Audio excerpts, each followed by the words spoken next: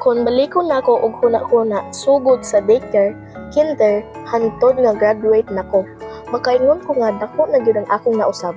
Ingon pa ni mama sa daycare dili daw ko pabiya.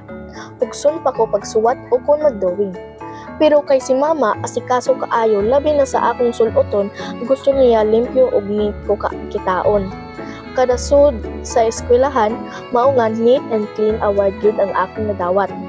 Pag-abot og kinder, siguro honor nako kay mo recite man unta ko og pledge of loyalty. Kaso na postpone kay nagsugod na ang pandemya ug bawal na ang mga gatherings. Grade 1, grade 2, module rami. Baling laaya kay kada adlaw papel ray makitaan. Bali ang akong mama ang akong maestra. Pero hinuon sa mga guidance sa akong parents, makat-on ko nga mahimong independente o maningkamot sa akong kaugalingon.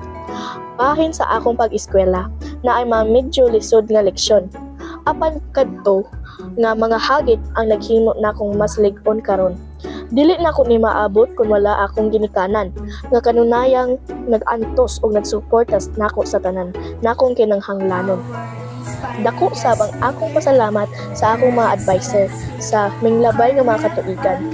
Salamat sa inyong taas nga pasensya ug sa paggiya kanako sa akong pag-eskwela. Kamo nahimo ikaduhang ginikanan nako sa sulod sa classroom. Sa akong mga classmates ug sangkay, kamo ang naghatag og color ni ining tanan. Dili nako malimtan ang atong mga handumanan, ang atong piniyok nga istorya, ang kalinga sa dulang, ang panaghigalaay nga nabuo sa pagbunga nga nagkugi. Mapasigarbuhon ko sa akong naabdan, bisan pa man ug nahuman na ang akong elementarya. Andam na ko sa sunod nga yugto sa akong kinabuhi tungod sa inyong tanan. Salamat kaayo.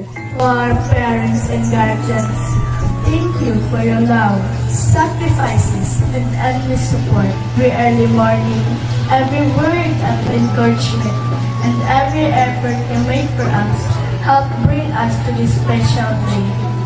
This achievement belongs to you as much as it belongs to us. And to my fellow graduates, today we celebrate not only the end of our mental journey, but also the friendships, memories, and lessons that we will carry for the rest of our lives. As we move forward to new schools and new challenges, may we always remember where we came from and the values we learned in this humble school. No matter how far our dreams take us, this place will always be part of our story. Once again, welcome everyone to this meaningful celebration of our journey. Our